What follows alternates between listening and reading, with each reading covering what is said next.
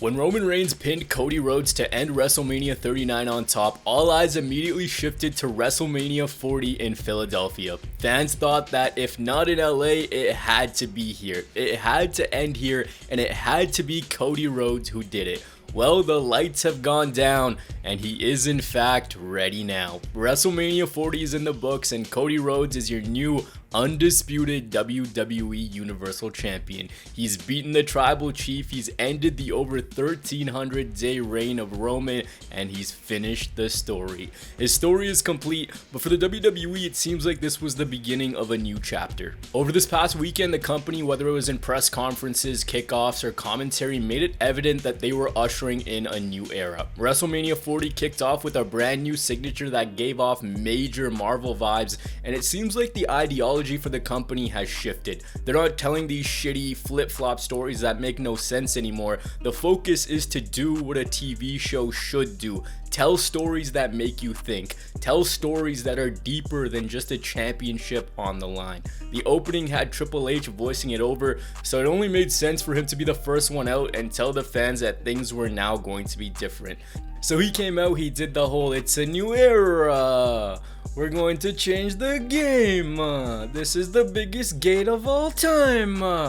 No, but jokes aside, both nights of WrestleMania 40 in my book delivered. There was a lot of good, there was a lot to enjoy, and at the core of everything, WrestleMania should feel like a party, and it did indeed feel like a party.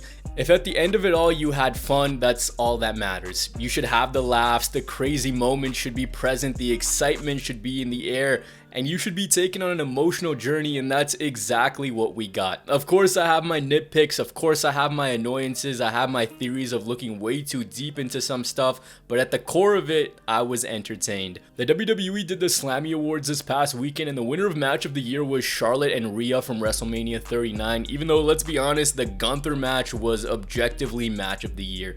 So Rhea comes out again, but this time against a different member of the Four Horsewomen. Becky comes out to the most blatant advertisement you'll ever see. Rhea was played out by Motionless in White, and this is kind of scary. The resemblance makes me uncomfortable. It was Rhea Ripley looking at the short-haired version of Rhea Ripley. We're not going to go blow for blow. Becky and Rhea, simply put, just had a very good open. There was an electric chair spot where both women went over the top rope in that formation to the outside. Rhea lands on her feet to hit the drop, and this was so impressive because it could have gone wrong. The finish to this match I also thought was really good.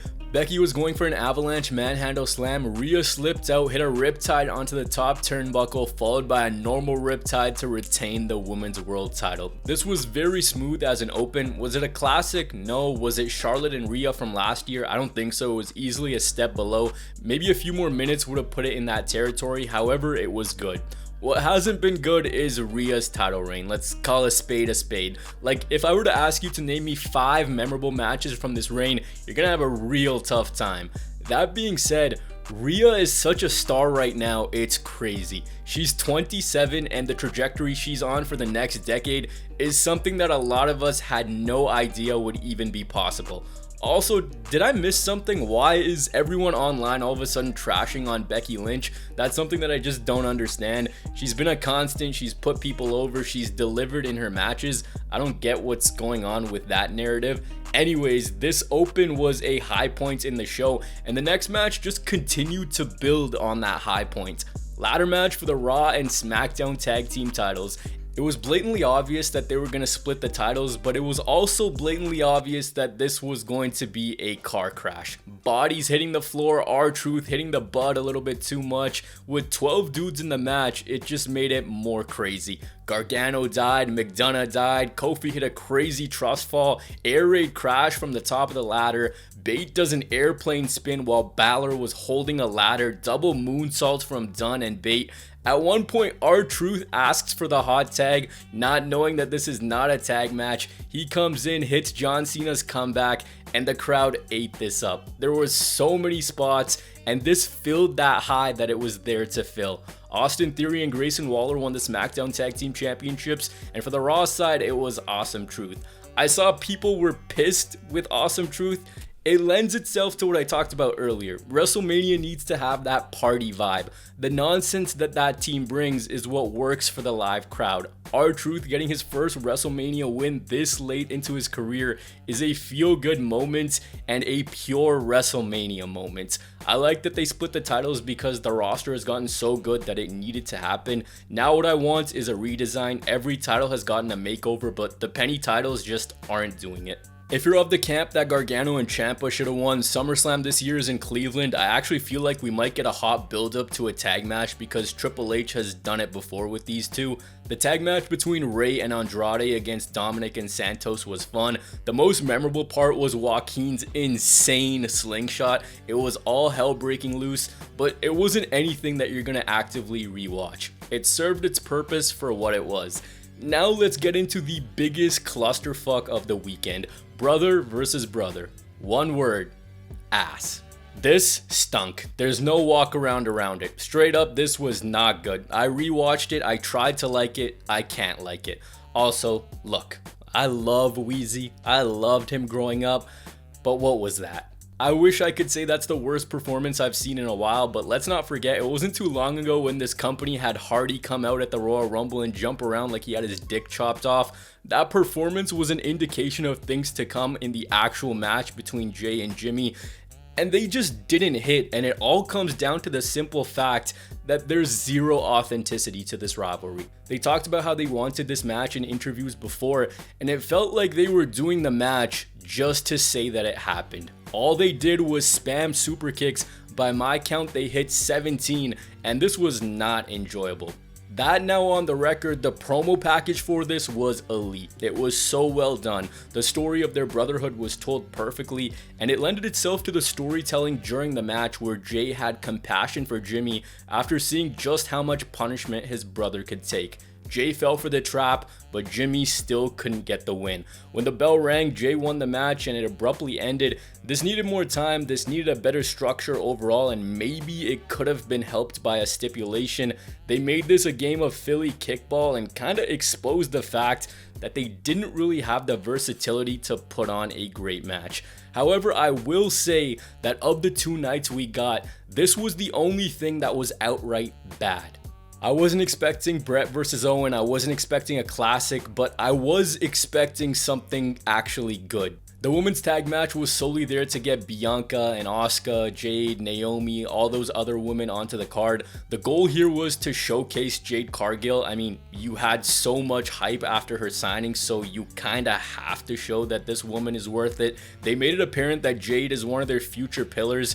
Her presentation has been phenomenal, and this was fine. Again, it was the same thing as the men's tag match from earlier. Asuka being 0-7 at WrestleMania is actually crazy. This is where the show kinda hit a lull, and it came down to the fact that WWE sandwiched the Usos match in between two tag matches that people didn't really care that much about. Michael Cole told us that it was cold a solid 88 times, and that was one of the reasons why the crowd wasn't into this. The difference between the night 1 crowd and night 2 crowd was literally night and day. Next up was Gunther versus Sami Zayn for the Intercontinental Championship. Simply put, this ruled. This was the match of night 1 to me, no questions asked. This had everything you'd want from a pure wrestling standpoint. They chopped the living hell out of each other. Gunther dominates Sami, but Sami doesn't say die. That's the whole story of the match. He clings on, and he continues to cling on. He's a shot away from turning the tide. At every turn, Gunther is hitting power bombs or lariats. Sami just keeps coming back for more and more punishment. This played into the finish perfectly. Gunther had Sami dead to rights, but instead wanting to embarrass Zayn and knowing that he could, he just kept going for more. He just kept hitting more moves. He goes for a splash, has the chance to pin Sami, but then goes to the top to hit another splash. Only this time he gets caught with a haluva kick, followed by a brainbuster on the top turnbuckle, then 2 haluva kicks, and to the shock of many, Sami Zayn wins the Intercontinental Championship. This match told a fantastic story and it has a genius to it on its own. And here's what that genius is. The character of the ring general is he takes professional wrestling seriously. In a world full of entertainers, he's a pure wrestler who never goofs around, he never gets cocky, never takes his eyes off the prize, which is why this finish was brilliant, because Gunther strayed away from everything that makes him him. He started to taunt, he started to hit extra moves when he could have just gone for the win and walked away the winner. Instead, he continued to toy with Zayn, and that cost him. Sami ends Gunther's 666-day Intercontinental Championship reign. Honestly, I didn't think this was going to happen. To me, it felt like this needed a bit more of a build-up because it seemed like they were positioning Chad Gable to do it. My opinion on this is twofold.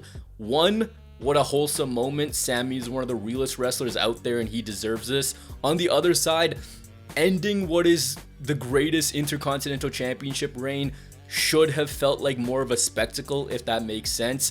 The nitpick many have with this is that it should have been Chad Gable. Yeah, that was the more natural story. We'll get into that on a different day.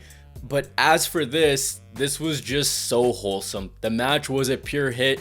And listen, a few weeks back I talked about how Seth Rollins was a stud at WrestleMania. Gunther right now is 2 for 2. Last year against Sheamus and Drew, and now this clinic against Sami. He's left the fans singing his praises again. Perhaps we're seeing the beginning stages of a legendary WrestleMania resume being built. The legend that was being built at WrestleMania 40 though was Cody Rhodes. We get to the main event and I don't care what anyone says, but I just had a blast watching this tag match. It took way too long to get into this, but once we actually got into what mattered, this was awesome. Rock came out, and this right here is aura if I've ever seen it. Aura level 1000. He's out there standing in the middle of a Brahma bull that was on fire. He has the People's Championship, and online everyone's saying that this guy looked gassed. He was fine. He's 51 years old. He doesn't do this on a regular basis. So to everyone acting like the guy got shot 5 minutes into this match, chill. He was fine. The match started off slow, then Rock started to play political chess. Shout out to my boys at Elite Heat. He basically tells the ref, if you call a DQ or a count out, you're fired. The final boss doesn't fuck around. So after an unnecessarily long stare down, we go to the outside and this turns into a no holds barred brawl around the arena. Rock and Seth go at it in the crowd. Meanwhile, Roman and Cody are brawling on the entrance ramp.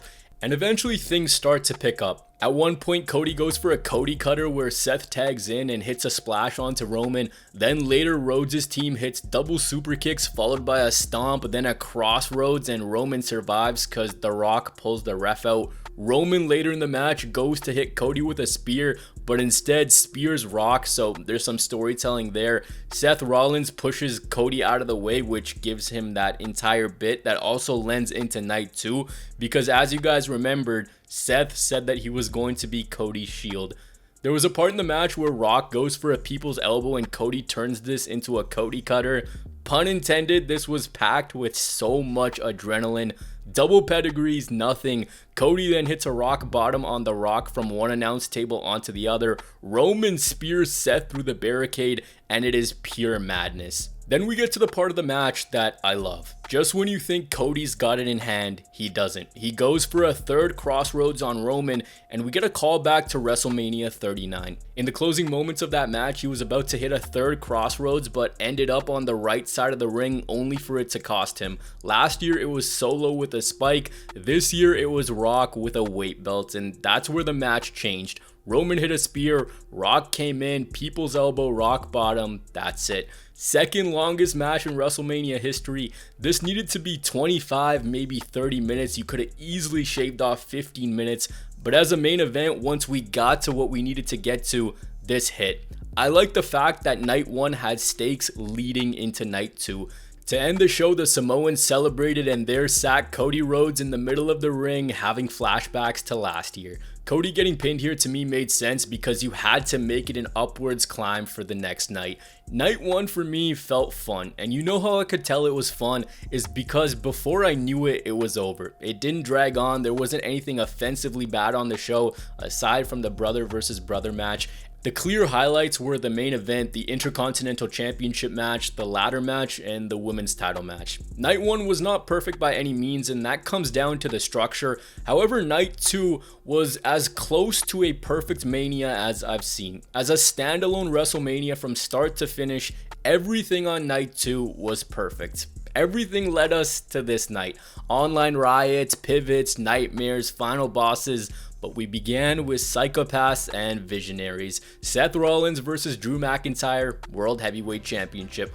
All I wanted in this match was for Drew to win, and I wanted it for the simple fact that it was a long time coming. It had been 4 years since WrestleMania 36 where Drew won in front of no one, and I'm happy to report that Drew McIntyre has in fact done it. Drew McIntyre captured the World Heavyweight Championship in front of fans, and this is one of those moments that you live for. A guy who has worked his ass off. We've seen his story. We've seen most of his life, to be honest with you, finally reaching the mountaintop after having it taken away so many times. Drew hit Seth with a Claymore seconds after the bell rang, and both guys kicked out of each other's finish multiple times. Even with Seth having gone through hell the night before in the tag match, he gave it his all, but Drew winning the title here was the right call. He's on the run of a lifetime, utilizing social media to a T. His promos don't feel forced. He's not a good guy or a bad guy.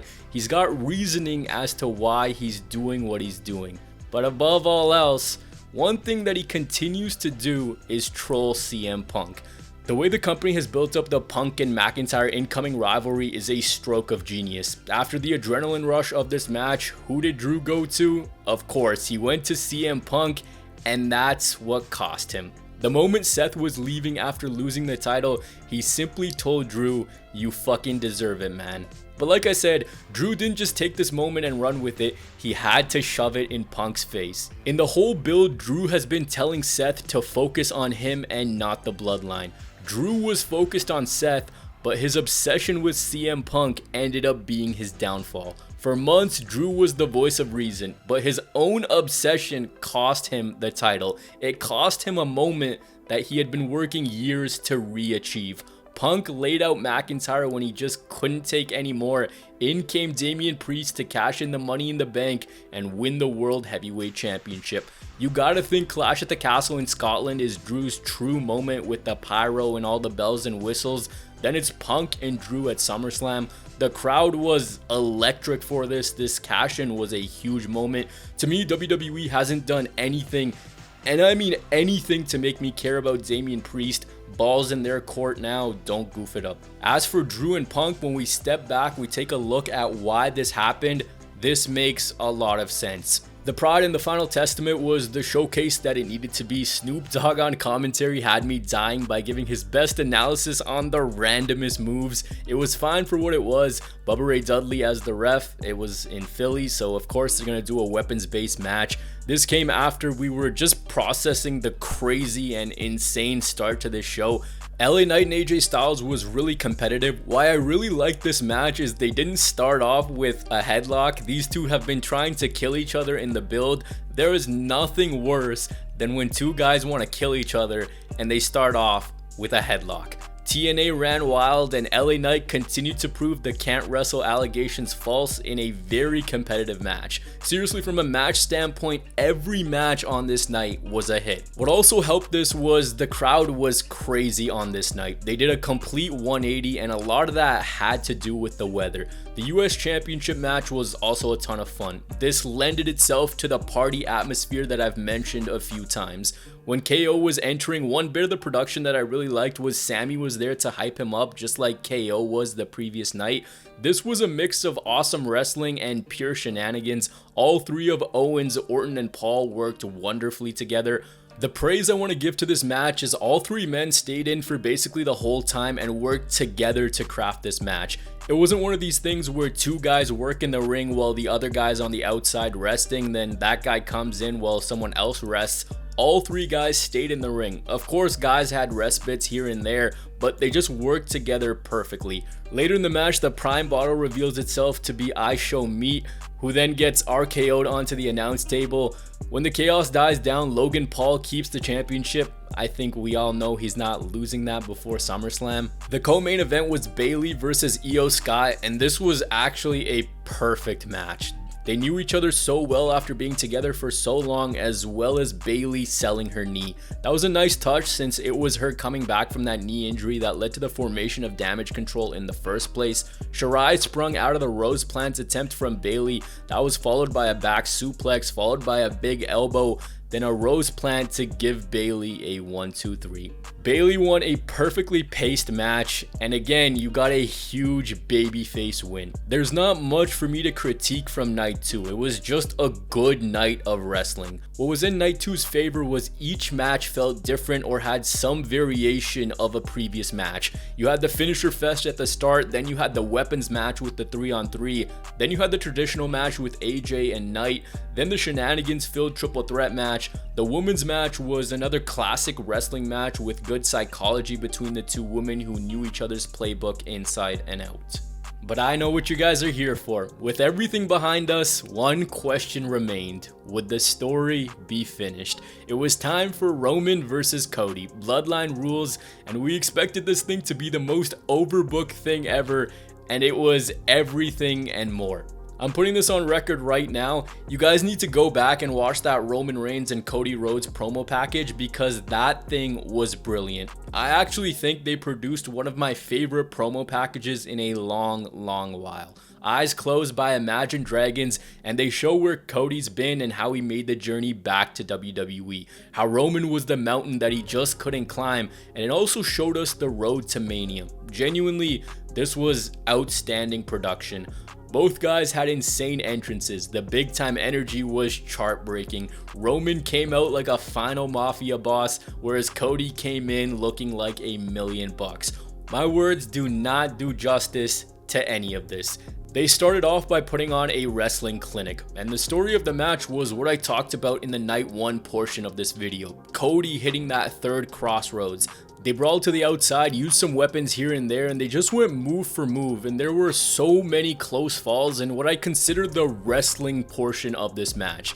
Both guys even ended up stealing each other's finish. Roman does a good bit of storytelling as he hits the crossroads and then just go, that move never beat anyone. The irony at the end is brilliant. This thing then gets into the crazy Avengers mode that we all knew it would get into. Out comes Jimmy to help Roman, and Jay comes in to neutralize Jimmy and spear him from the top of the stage to a table below. Then Cody goes for the 3 crossroads again, and this time it's Solo who ends up making the save. He can't hit number 3. He's fought off by John Cena. He neutralizes him. And then Cena gets in the ring, and out comes The Rock. We have the perfect face-to-face between these two. Rock hits a rock bottom, and just as he's about to lay into Cody, out comes Seth Rollins, but not with his normal music, with the Shield theme song, and this was so poetic. Because not only did he come in with the attire, he came with a chair. The thing that created the monster of Roman Reigns in the first place a decade ago. Remember how Rollins told Cody that he would be his shield? Well, that had a much deeper meaning than I think a lot of us had envisioned. When Seth came in, he was taken out by Roman Reigns before he could do anything. Now Rock is left in the middle of the ring, and out comes The Undertaker. You just knew this spot was for Stone Cold. And imagine how perfect that would have been. A meeting between Rock and Austin one more time. Regardless of all that, this was still awesome.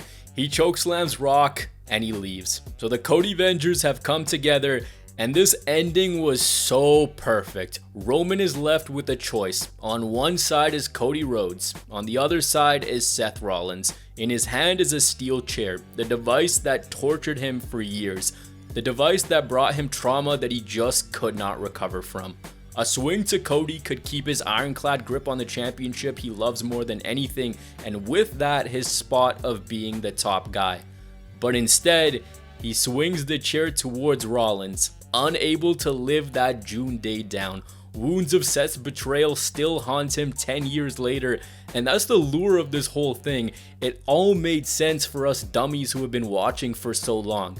This decision gave Cody enough respite to recover, and this time with the path completely clear, Cody Rhodes hits 3 crossroads, and ladies and gentlemen, Cody Rhodes has finished the story. From Stardust to top star, Cody Rhodes has done it.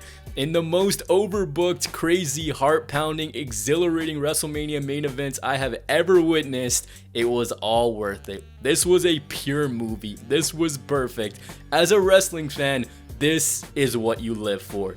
Let me reiterate, this is what you live for. When that 3 count hit, it just felt like the end of an era. It felt like we were ending one chapter and starting a new one. And 10 years from now, we're all gonna remember where we were. We're gonna be talking about this night and how crazy it was. And how could you not just smile? This was beautiful. Cody got the win after so much turmoil, after so much controversy, after it seemed like it wouldn't happen. He ascended to the mountaintop. If you didn't at least have fun, I don't know what to tell you. Cody Rhodes finished a story that was about much more than just his hardships. Everyone who mattered to him came in and celebrated with him, and this moment was perfect. Everyone that had been wronged by the tyrants also came in. Seth Rollins basically gave up everything to suppress the monster he created, and the storytelling here was a chef's kiss. It was a gourmet meal, and this was insanity. The 1,316-day reign of Roman is over, and I gotta give this man his flowers too. This guy carried the company. Some people are gonna give him his flowers now, some people are gonna do it later, but at this moment, you gotta step back, you gotta appreciate the body of work. This main event honestly just felt like a season finale. It's nights like these that make you love wrestling. Professional wrestling when it's at its best is absolutely brilliant, and there's no medium that comes close. There's nothing better than the payoff you've been waiting for when you hear that 3 count. So many of us get sucked into the abyss of opinion and criticism, but this is all that matters. Creating moments that are going to last a lifetime, escaping from whatever shitty stuff is going on in your life, and seeing someone get to the mountaintop. This match and this moment was everything beautiful about professional wrestling. If you teared up, trust me, you weren't the only one. Night 2 of WrestleMania was an absolute spectacle. It was from point A to point B, one of the most complete shows I've ever seen the company put on. WrestleMania 40 as a whole has a case for the best 2-night WrestleMania so far.